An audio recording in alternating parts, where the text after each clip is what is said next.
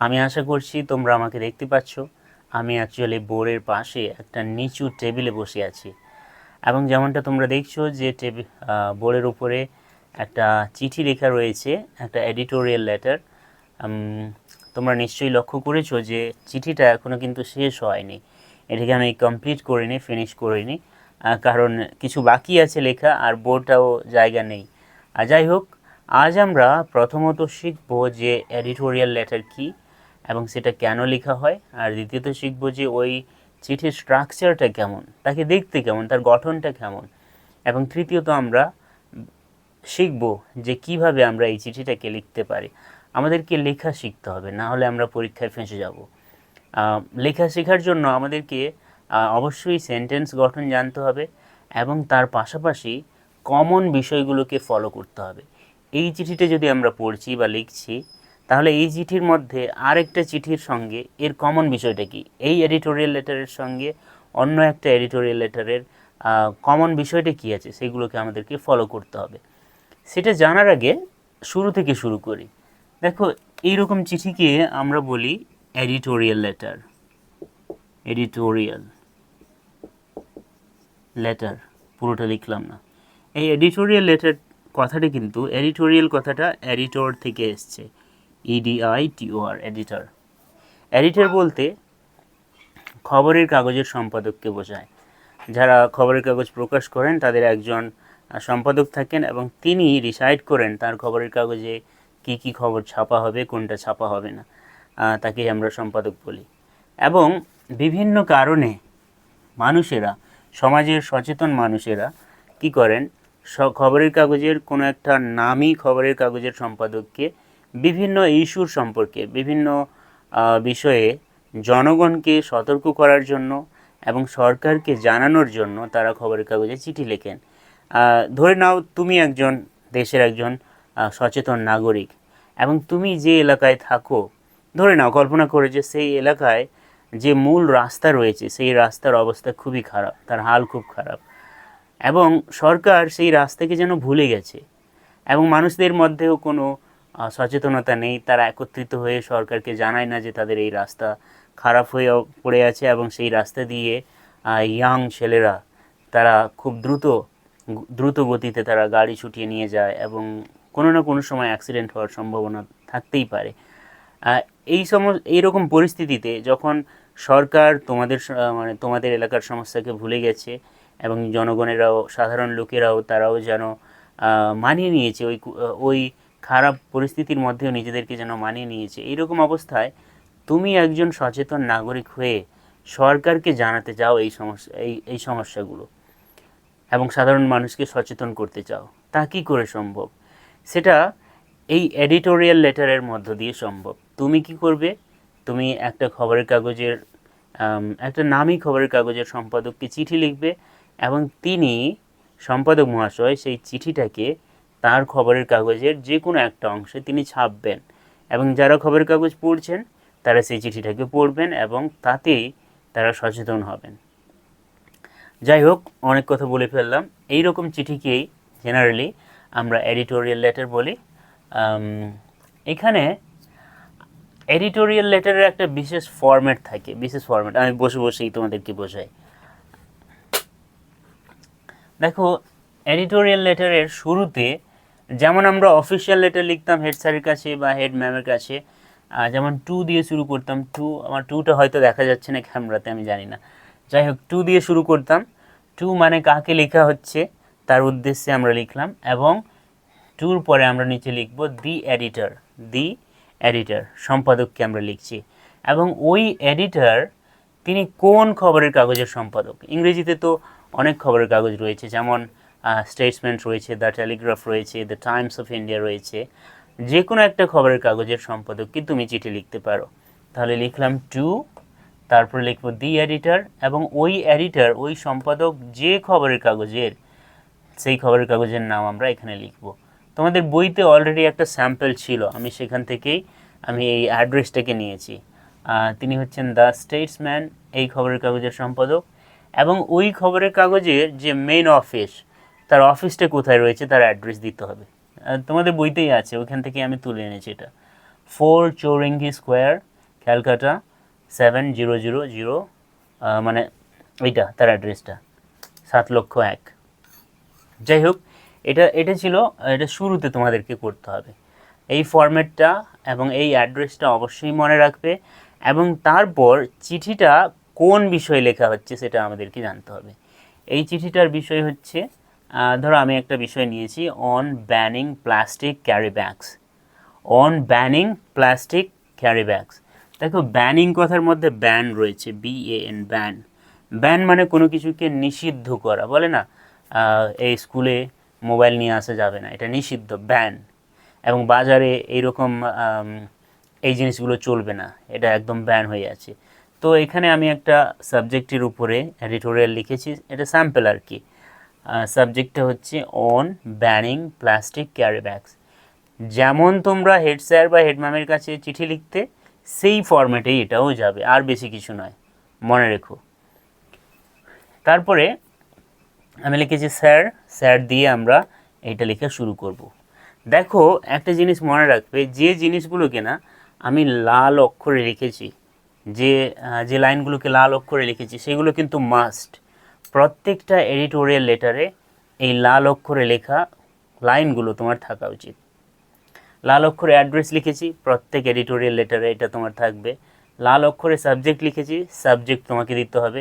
তার মানে আমি বলছি না যে প্রত্যেক এডিটোরিয়াল লেটারে on banning plastic carry bags এটাও লিখে দিবে, না, এটা সাবজেক্টের কথাটা আমি শুধু সেখানে লিখেছি। তো যদি সাবজেক্ট বদলে যায়, সাবজেক্ট যদি এটা থাকে যে road accidents due to reckless driving, মানে কি বলবো, প্রচুর গতিতে চালানোর জন্য রোড অ্যাক্সিডেন্ট হচ্ছে, তাহলে তোমাকে সাবজেক্টে বদলে সেটা এখানে লিখতে হবে, বুঝতে পারলে? তারপর স্যার, এবং এই যে এতটা আমরা লাল লাল অক্ষর দিয়ে লিখেছি, এগুলো সব তোমাকে যে কোনো এডিটোরিয়াল লেটারে লিখতে হবে। এবার দেখা যাক কী লিখেছি। আমি আমার টেবিলটাকে একটু সরিয়ে নিই।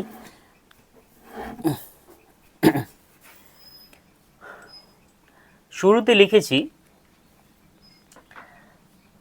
স্যার, এটা তো আমি বলে দিয়েছি, সেটা আর বলছি না।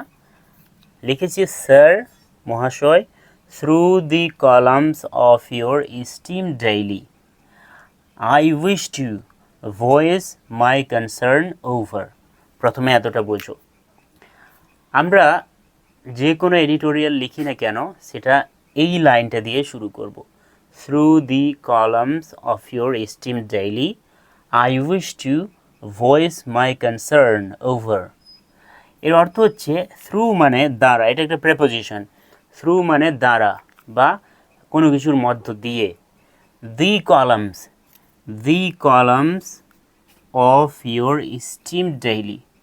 দি কলামস বলতে, বাবু তোমরা নিশ্চয়ই খবরের কাগজ দেখেছো, এবং দেখবে একটা পাতার মধ্যে এক লাইনে কিন্তু লাগাতার লেখা নেই। ধরো এটা একটা বড় পাতা, ধরে নিলাম বোর্ডটাই একটা বড় খবরের কাগজের পাতা, এবং সেখানে এই রকম কলাম দেওয়া আছে, এতটা লেখা আছে, তারপর এতটা লেখা আছে। একটু দাঁড়াও তো, আমার কাছে খবরের কাগজ আছে, দেখছি।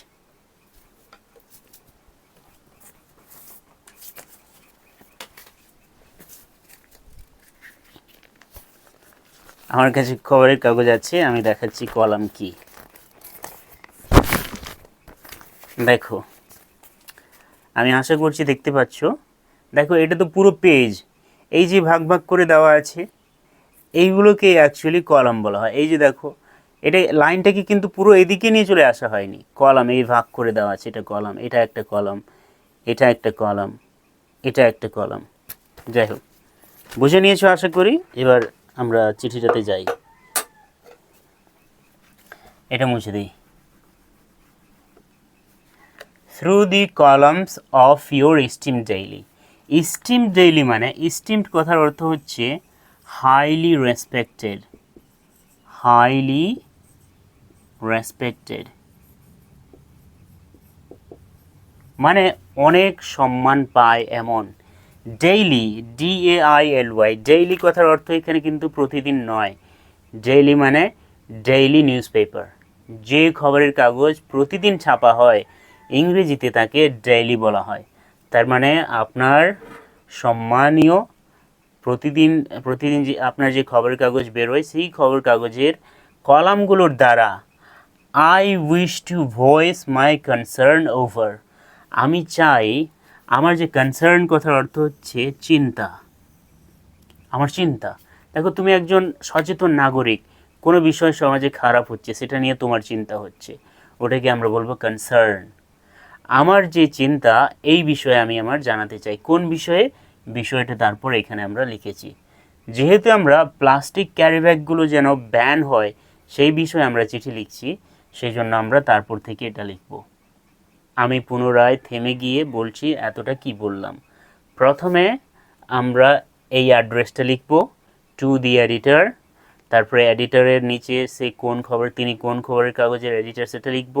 দ্য স্টেটসম্যান হলে দ্য স্টেটসম্যান, বা the Telegraph, the Times of India, যা ইচ্ছে তোমরা তা লিখতে পারো, কিন্তু একটা নির্দিষ্ট অ্যাড্রেস মনে রাখতে হবে তোমাদেরকে, যাতে পরীক্ষায় না ভুলে যাও। তারপরে সাবজেক্ট লিখবো, সাবজেক্ট কোন বিষয়ে আমরা এডিটরকে চিঠি লিখছি সেটা লিখলাম। তারপরে আমরা শুরু করব স্যার থেকে, sir, through the columns of your steam daily I wish to voice my concern over, sir আপনার দৈনিক খবর কাগজের দ্বারা আমি এই বিষয়ে আমার চিন্তা প্রকাশ করতে চাই। কোন বিষয়ে, এবার সেটা আসি। Large scale use of plastic carry bags, large scale use মানে অতিমাত্রায় ব্যবহৃত হচ্ছে, ওয়াইড স্প্রেড। লার্জ স্কেল মানে, লার্জ মানে বড়, স্কেল মানে স্কেল নয়, বড় স্কেল নয়, লার্জ স্কেল মানে বিস্তীর্ণ জায়গা জুড়ে ব্যবহৃত হচ্ছে বা প্রচুর পরিমাণে ব্যবহৃত হচ্ছে। Large scale use of plastic carry bags and their adverse effects. দেখো বাবু, একটু দাঁড়া, আরেকটা পেন কোথায় গেল আমার, হোক যাই হোক, প্লাস্টিক ক্যারিব্যাগের প্রচুর ব্যবহার, অ্যান্ড দেয়ার অ্যাডভার্স, অ্যাডভার্স কথার অর্থ হচ্ছে খারাপ, bad, adverse effects on the environment. Environment মানে তো জানো, দি এনভায়রনমেন্ট মানে পরিবেশ, এফেক্টস মানে হচ্ছে প্রভাব, কোনো কিছুর খারাপ প্রভাব, অ্যাডভার্স ইফেক্টস। আপনার খবর কাগজের দ্বারা আমি এই বিষয়ে আমার চিন্তা জানাতে চাই। কোন বিষয়ে, যে প্লাস্টিক ক্যারিব্যাগগুলো প্রচুর পরিমাণে ব্যবহৃত হচ্ছে এবং পরিবেশে তাদের ক্ষতিকর প্রভাব সম্পর্কে আমি আমার কণ্ঠস্বরটা জাগাতে চাই, আমি কণ্ঠস্বরটা জানাতে চাই। ওকে, তারপরে লেখা আছে এভরিডে, প্রতিদিন, they are used for various purposes. দেখো প্রতিদিন, দে মানে প্লাস্টিক ক্যারিব্যাগগুলোর কথা বলা হচ্ছে, দে মানে তারা, মানে ওইগুলো প্লাস্টিক ক্যারিব্যাগগুলো, আর ইউজড সেগুলোকে ব্যবহার করা হয়। দেখো এখানে লেখা আছে আর ইউজড, সিম্পল প্রেজেন্ট টেন্সের প্যাসিভ ভয়েস হয়েছে আর used, for various purposes. Purpose মানে তো জানো উদ্দেশ্য, বিভিন্ন উদ্দেশ্য সাধন করার জন্য প্রতিদিন প্লাস্টিক ক্যারিব্যাগ ব্যবহার করা হয়। অ্যান্ড এবং, জেনারেলি সাধারণত, আফটার দেয়ার ইউজ তাদের ব্যবহার শেষ হয়ে গেলে, প্লাস্টিক ক্যারিব্যাগগুলোর ব্যবহার শেষ হয়ে গেলে, দে আর ডিসকার্ডেড। এই শব্দটা দেখো, একটু কঠিন শব্দ নয় এটা, এটা খুবই সহজ। Discarded, DISCARDED, discarded. এর প্রেজেন্ট টেন্স হচ্ছে ডিসকার্ড, DISCARD। ডিসকার্ড মানে ব্যবহার শেষ হয়ে গেলে ফেলে দেওয়া আর কি, আর কোনো ব্যবহার নেই। দেখো আমরা সবাই প্লাস্টিক ক্যারিব্যাগ ব্যবহার করেছি। ধরো বাজারে মাছ কিনতে গেছি এবং সেখানে প্লাস্টিক ক্যারিব্যাগে মাছ দিয়েছে, এবার মাছ বাড়িতে নিয়ে আসার পর আমরা কি প্লাস্টিক ক্যারিব্যাগকে ধুয়ে মুছে রেখে দিই? অনেকে করে জেনারেলি, কিন্তু সাধারণত আমরা তা করি না, আমরা সেটাকে ফেলে দিই। সেটাকে কোনো কিছু আর ব্যবহৃত হবে না এটা জেনে কোনো কিছুকে ফেলে দেওয়া, তাকে আমরা ইংরেজিতে ডিসকার্ড বলি। সিম্পল প্রেজেন্ট টেন্স রূপ হচ্ছে ডিসকার্ড এবং সেটার পাস্ট এবং পাস্ট পার্টিসিপল রূপ হচ্ছে ডিসকার্ডেড। এইটুকু মনে রাখো, আমি আবার রিপিট করছি। And generally after their use, এবং সাধারণত তাদের ব্যবহার হয়ে গেলে, তাদের বলতে প্লাস্টিক ক্যারি ব্যাগগুলোর ব্যবহার হয়ে গেলে, দে আর ডিসকার্ডেড, সেগুলোকে ডিসকার্ড করে দেওয়া হয়, ফেলে দেওয়া হয়। অফেন, প্রায়, দিস ক্যারি ব্যাগস, প্রায় এই ক্যারি ব্যাগগুলো, লেটার রুটস, লেটার এই শব্দটা সম্পর্কে আমাকে একটু বলতে হবে। Letter, LITTER, letter. লেটার কথার অর্থ হচ্ছে যেখানে সেখানে ছড়িয়ে থাকা। লেটার রোডস এই ক্যারি ব্যাগগুলো রাস্তায় এখানে সেখানে পড়ে থাকে। বিশেষ করে শহরে যদি তোমরা যাও তাহলে দেখবে যে বিভিন্ন জায়গায় প্লাস্টিক ক্যারি ব্যাগ, বিভিন্ন সাইজের বিভিন্ন টাইপের ক্যারি ব্যাগ পড়ে আছে, কেউই সেটা নিয়ে কেয়ার করছে না। লেটার, তাহলে লেটার কথার অর্থ হচ্ছে যত্রতত্র ছড়িয়ে থাকা। এটা একটা verb, transitive verb, generally passive ভয়েসেও ব্যবহার করা হয়। যাই হোক, এত কিছু মনে রাখতে হবে না, শুধু বোঝো এর মানেটা। অফেন, বেশিরভাগ সময়, দিস ক্যারি ব্যাগস, এই ক্যারি ব্যাগগুলো লেটার রোডস, রাস্তায় যত্রতত্র অবস্থায় ছড়িয়ে ছিটিয়ে থাকে। During the monsoon, during the monsoon, the monsoon মানে বর্ষাকাল, বর্ষার সিজন, দ্য মনসুন, এই শব্দ দুটো একসঙ্গে যায়, শুধু মনসুন নয়, বর্ষাকাল। ডিউরিং দ্য মনসুন, বর্ষাকালের সময়, ড্রেইনস গেট ব্লকড, ড্রেইনস মানে ড্রেন, রাস্তার যে ড্রেন রয়েছে জল যাওয়ার জন্য, নিকাশি নালা, সেই নিকাশি নালা গেট ব্লকড, সেগুলো কি হয়, এই প্লাস্টিক ক্যারি ব্যাগগুলোর কারণে ব্লকড হয়ে যায়, বন্ধ হয়ে যায়। অ্যান্ড রোডস ওয়াটার লগড, এবং তার ফলে রাস্তাগুলো কি হয়, জলে ভর্তি হয়ে যায়, ওয়াটার লগড মানে জলে থই থই করছে, রাস্তা না সমুদ্র বোঝা যাচ্ছে না, রাস্তা জলে ভরে যায়। ডিউ টু দ্যাম, ওইগুলোর কারণে, ডিউ টু কথার অর্থ হচ্ছে কারণে, দ্যাম বলতে প্লাস্টিক ক্যারি ব্যাগগুলোর কথা বলা হচ্ছে, ডিউ টু দ্যাম। দেখো এই শেষের লাইনটা আবার পড়ছি, মানে এই বোর্ডে এখানে যে লাস্ট লাইন লেখা আছে সেটা আর কি, এটা চিঠির শেষ লাইন নয়। During the monsoon drains get blocked and roads water log due to them. বর্ষাকালের সময় ড্রেনগুলো, রাস্তার নালাগুলো, রাস্তার ধারের নালাগুলো, সেগুলো ব্লকড হয়ে যায়, সেগুলো বন্ধ হয়ে যায়, এবং কি হয় তার ফলে রাস্তাঘাটে জল জমতে থাকে। কিসের কারণে? ওই প্লাস্টিক ক্যারি ব্যাগগুলো যেটা আমরা ফেলে দিচ্ছি যত্রতত্রভাবে, সেইগুলোর কারণে। চিঠিটা এখনও শেষ হয়নি, আমি এটাকে মুছিয়ে, এই অংশটাকে মুছিয়ে আমি পুনরায় লিখবো বাকি অংশটা এবং সেটাকে শেষ করব। চলো কন্টিনিউ করি। দেখো লাস্ট লাইন লিখেছিলাম, শেষবার যে লাইনটা আমরা আলোচনা করছিলাম সেটা হচ্ছে প্লাস্টিক ক্যারি ব্যাগগুলোর কারণে ড্রেনগুলো ব্লকড হয়ে যায়, আর কি হয়, রাস্তা জলে থই থই করে। তারপরে আরও কি প্রবলেম আছে, ফার্দার মোর, এই ফার্দার মোর এই কথার অর্থ হচ্ছে আরও, আরও, আমরা বলি না আমার এই সমস্যা আছে, ওই সমস্যা আছে, আরও যে সমস্যা আছে, ওইখানে যে আরও কথাটা ব্যবহার করলাম সেটা হচ্ছে furthermore, in addition to. Furthermore, তাছাড়াও প্লাস্টিক ক্যারি ব্যাগস, এই প্লাস্টিক ক্যারি ব্যাগগুলো হেভিলি, HEAVILY, হেভিলি মানে প্রচুর রূপে, ব্যাপকভাবে, পলিউট, POLLUT, পলিউট।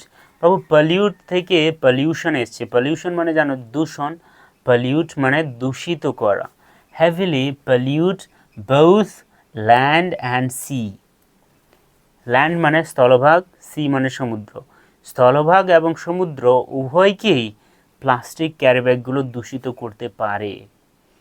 এটা সম্ভব, কিন্তু কেন বলতো, কারণ প্লাস্টিক ক্যারি ব্যাগগুলো কিন্তু প্রাকৃতিকভাবে নষ্ট হয়ে যায় না, নন বায়োডিগ্রেডেবল, অর্থাৎ যেগুলো প্রাকৃতিকভাবে ক্ষয়ে যায় না, সেরকম একটা বস্তু হচ্ছে প্লাস্টিক ক্যারি ব্যাগগুলো।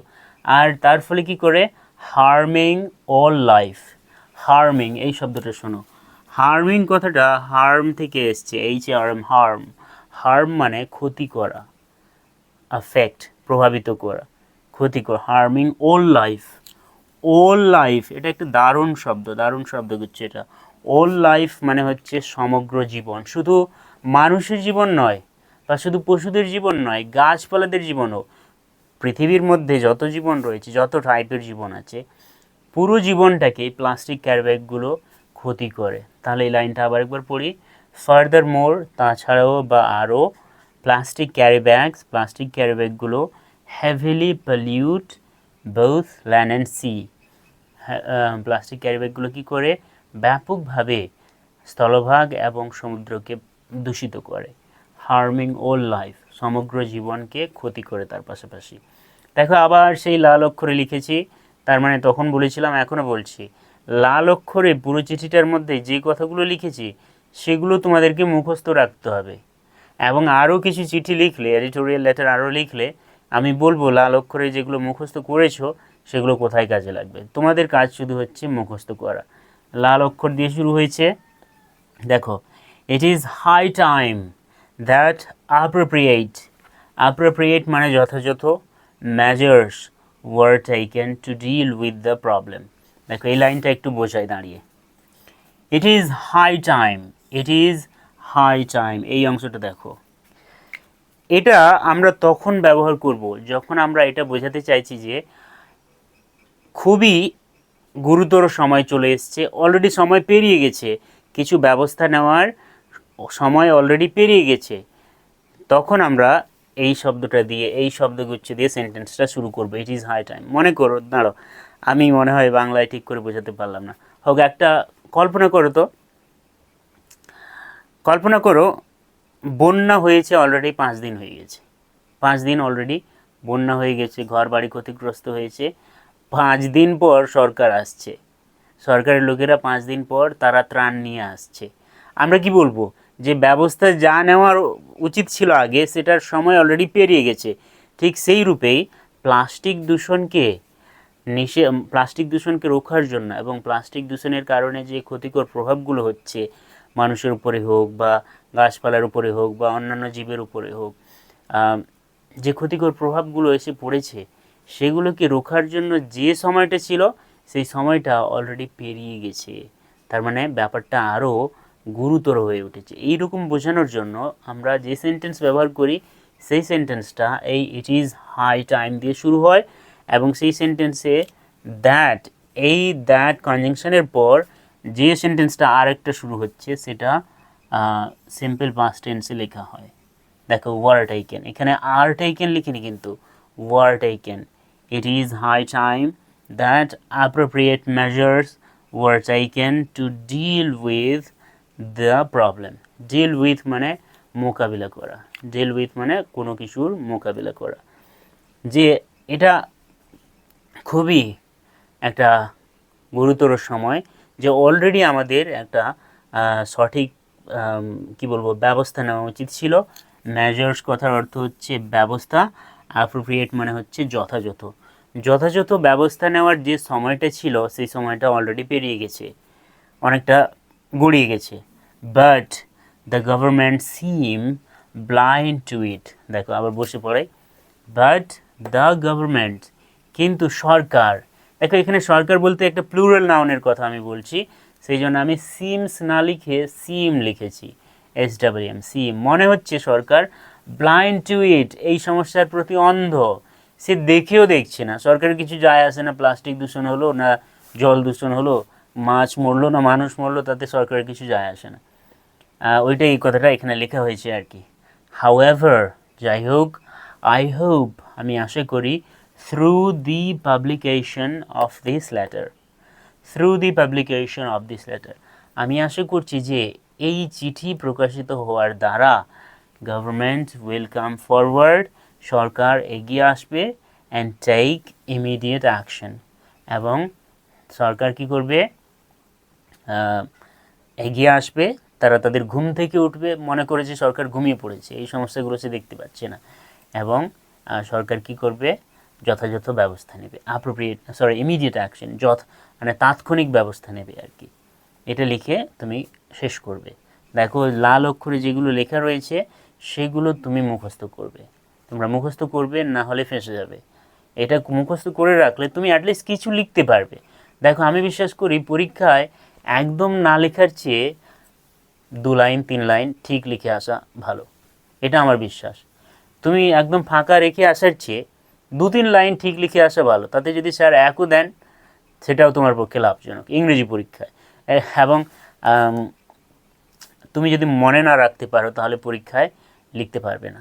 দেখো তারপরে চিঠিটা শেষ করেছি এবং লিখেছি ইয়োর সিনসিয়ারলি, এটা লিখবে, তারপর নিজের নাম লিখবে, আমার নাম লিখে দিয়ে আসবে না, এবং দেখো অ্যাড্রেস এবং ডেট। এখানে অ্যাড্রেসে তোমাকে ভিলেজ, পোস্ট সেগুলো লিখতে হবে না, অনেকে লিখে ভিলেজ তারপর কোলন দেয়, পোস্ট তারপর কোলন দেয়, তারপরে লিখে, সেটা লিখলে ক্ষতি নেই, আমি বলছি না যে ক্ষতি, কিন্তু জাস্ট তুমি তোমার গ্রামের নাম লিখবে, যে জায়গায় থাকছো। যদি আমার গ্রামের নাম কেউটখলিশা হয়, কেউটখলিশা লিখলাম, তারপরে গ্রামটা কোন থানার মধ্যে আছে, কেওটখলিশা মোহনপুর থানার অন্তর্গত মোহনপুর লিখলাম।